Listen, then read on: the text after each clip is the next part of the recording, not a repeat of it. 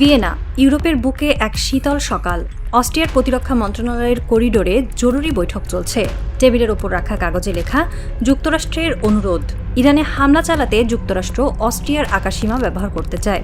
অনুরোধটি এসেছে ওয়াশিংটন থেকে, একাধিকবার এসেছে, কিন্তু এবার উত্তরে স্পষ্ট না।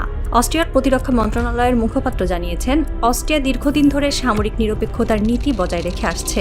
নিজেদের নিরপেক্ষতার আইন অনুযায়ী আমরা যুক্তরাষ্ট্রকে তাদের ইরান অভিযানের জন্য আকাশসীমা ব্যবহারের অনুমতি দিতে পারি না। ছোট্ট এই দেশটি আজ ইউরোপের মুখ হয়ে দাঁড়িয়েছে। তাদের এই না শব্দটি শুধু অস্ট্রিয়ার নয়, পুরো ইউরোপের কণ্ঠস্বর। ফ্রান্স আগেই বলেছে, জার্মানি বলেছে, স্পেন বলেছে, ইতালি বলেছে, এখন অস্ট্রিয়া বলল। ব্রিটেনও পরিষ্কার জানিয়ে দিয়েছে ইরান যুদ্ধ তাদের নয়। ডোনাল্ড ট্রাম্প আর কত লজ্জা পাবেন? তিনি যখন ইরান যুদ্ধে অবতীর্ণ হয়েছিলেন তখন ভেবেছিলেন ইউরোপ তার পাশে দাঁড়াবে, ন্যাটো মিত্ররা তার সঙ্গে থাকবে, কিন্তু বাস্তবতা অন্য কথা। একে একে সব দেশ যুক্তরাষ্ট্রকে ফিরিয়ে দিচ্ছে। আর ট্রাম্প, তিনি যুদ্ধের ফাঁদে আটকে বের হতে পারছেন না। বের হতে গেলে পরাজয় মেনে নিতে হবে, আর পরাজয় মেনে নেওয়া মানে তার রাজনৈতিক জীবনের সমাপ্তি। অস্ট্রিয়া ইউরোপের ছোট্ট একটি দেশ, জনসংখ্যা মাত্র 90 লাখের কিছু বেশি, কিন্তু এই দেশটির ইতিহাসে নিরপেক্ষতার এক গৌরবময় অধ্যায় রয়েছে। দ্বিতীয় বিশ্বযুদ্ধের পর 1955 সালে অস্ট্রিয়া নিজেকে স্থায়ী নিরপেক্ষ রাষ্ট্র হিসেবে ঘোষণা করে। তার মানে কোনো যুদ্ধে তারা অংশ নেবে না, কোনো পক্ষকে সামরিক সহায়তা দেবে না। ট্রাম্প প্রশাসন এই নিরপেক্ষতার আইন মানতে চায়নি। তারা বারবার অস্ট্রিয়ার উপর চাপ দিয়েছে, ইরানে হামলা চালাতে তাদের আকাশসীমা ব্যবহারের অনুমতি চেয়েছে, কিন্তু অস্ট্রিয়া ট্রাম্পের কাছে মাথা নত করেনি। অস্ট্রিয়ার পররাষ্ট্রমন্ত্রী এক বিবৃতিতে বলেছেন, আমরা বুঝি যুক্তরাষ্ট্র আমাদের মিত্র, কিন্তু আমাদের আইন স্পষ্ট। আমরা কোনো যুদ্ধে পক্ষ নিতে পারি না। ইরান যুদ্ধ আমাদের নয়, আমরা এতে অংশ নেব না। এই না শব্দটি ট্রাম্পের জন্য বড় ধাক্কা, কারণ অস্ট্রিয়া শুধু ছোট একটি দেশ নয়, এটি ইউরোপের মধ্যস্থলের একটি গুরুত্বপূর্ণ দেশ। তাদের এই সিদ্ধান্ত অন্যান্য ইউরোপীয় দেশকেও প্রভাবিত করবে। একজন কূটনীতিক বলেছেন, অস্ট্রিয়ার এই সিদ্ধান্ত ইউরোপে একটি বার্তা পাঠিয়েছে। বার্তাটি হলো, ইউরোপ আর আমেরিকার যুদ্ধের পেছনে ছুটবে না। ইউরোপের নিজস্ব স্বার্থ আছে, নিজস্ব আইন আছে, নিজস্ব জনগণ আছে।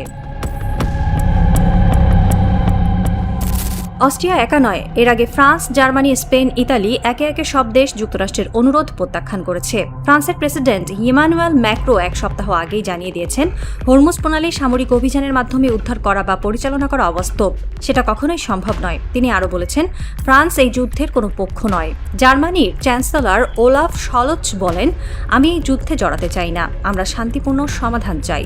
স্পেন তাদের আকাশসীমা বন্ধ রেখেছে মার্কিন সামরিক বিমানের জন্য। ইতালি সরকার গত সপ্তাহে সিসিলিতে মার্কিন একটি বোমারু বিমানকে সামরিক ঘাঁটি ব্যবহারের অনুমতি দেয়নি। এমনকি যুক্তরাজ্যের প্রধানমন্ত্রী কির স্টারমার পর্যন্ত স্পষ্ট জানিয়ে দিয়েছেন, ইরান যুদ্ধ আমাদের যুদ্ধ নয়, আমরা মধ্যপ্রাচ্যে আক্রমণ করতে যাব না, আমরা শুধু প্রতিরক্ষা দেব।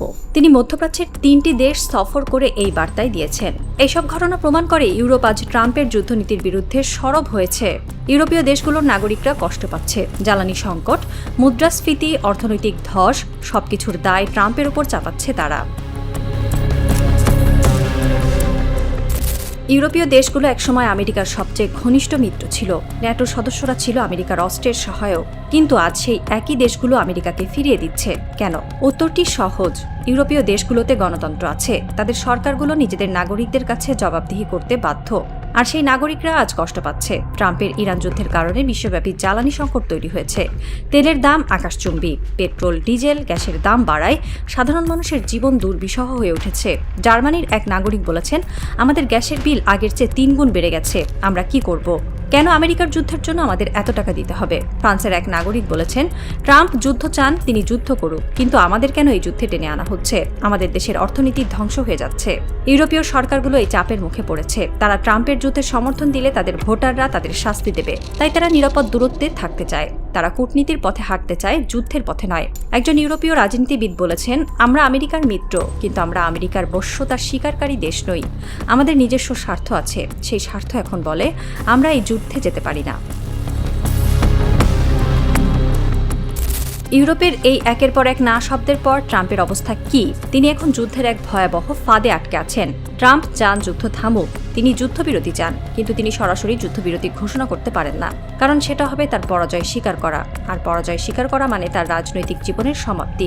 অন্যদিকে যুদ্ধ চালিয়ে যাওয়ার কোনো নিশ্চয়তা নেই। ইরানের সামরিক সক্ষমতা দিন দিন বাড়ছে। ইরান ইতিমধ্যে ইসরায়েলের চিপ কারখানা ধ্বংস করেছে, আমেরিকার ডাটা সেন্টার ধ্বংস করেছে, যুক্তরাষ্ট্রের F-35 ভূপাতিত করেছে। যুদ্ধ চালিয়ে গেলে আরও ক্ষতি হবে। ট্রাম্প এখন দোদুল্যমান। তিনি জানেন না কি করবেন। তিনি চান জয়, কিন্তু জয়ের কোনো নিশ্চয়তা নেই। তিনি পরাজয় মেনে নিতে চান না, কিন্তু পরাজয় যেন সামনে দাঁড়িয়ে। একজন মার্কিন কূটনীতিক বলেছেন, ট্রাম্প নিজের তৈরি ফাঁদে আটকে আছেন। তিনি বের হতে চান, কিন্তু বের হওয়ার পথ দেখছেন না। ইউরোপ তার পাশে নেই, মিত্ররা তাকে ছেড়ে চলে যাচ্ছে। সেনা কম, অস্ত্র কম, অর্থ কম। তিনি কি করবেন? ভিয়েনার আকাশে সূর্য উঠছে। অস্ট্রিয়ার প্রতিরক্ষা মন্ত্রণালয়ের সামনে সাংবাদিকরা জড়ো হয়েছেন। মুখপাত্র এসে ঘোষণা দিলেন, যুক্তরাষ্ট্রের অনুরোধ প্রত্যাখ্যান করা হয়েছে। অস্ট্রিয়া তাদের নিরপেক্ষতার আইন মানবে, তারা ইরান যুদ্ধে অংশ নেবে না। ওয়াশিংটনে হোয়াইট হাউসে ট্রাম্প বসে আছেন। তিনি এই খবর পেয়েছেন।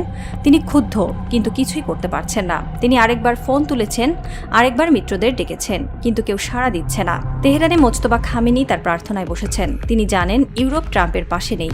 তিনি জানেন যুক্তরাষ্ট্র একা, জানেন এই যুদ্ধে জয় ইরানের। হরমুজ প্রণালীতে তখন ঢেউ খেলে যাচ্ছে। সেই ঢেউয়ের শব্দ যেন ফিসফিস করে বলছে, ট্রাম্প, তুমি আর কত লজ্জা পাবে? তোমার মিত্ররা তোমাকে ছেড়ে চলে যাচ্ছে। ইউরোপের ছোট দেশগুলো পর্যন্ত তোমাকে না বলছে। তুমি একা, আর এই একা থাকার লজ্জা তুমি বহন করো। ট্রাম্পের কি কিছু করার আছে? তিনি কি এই লজ্জা থেকে বের হতে পারবেন, নাকি তিনি ইতিহাসের সেই প্রেসিডেন্ট হিসেবে চিহ্নিত হবেন যার আমলে আমেরিকা একা পড়ে গেল, যার আমলে ইউরোপ আমেরিকাকে না বলতে শিখল?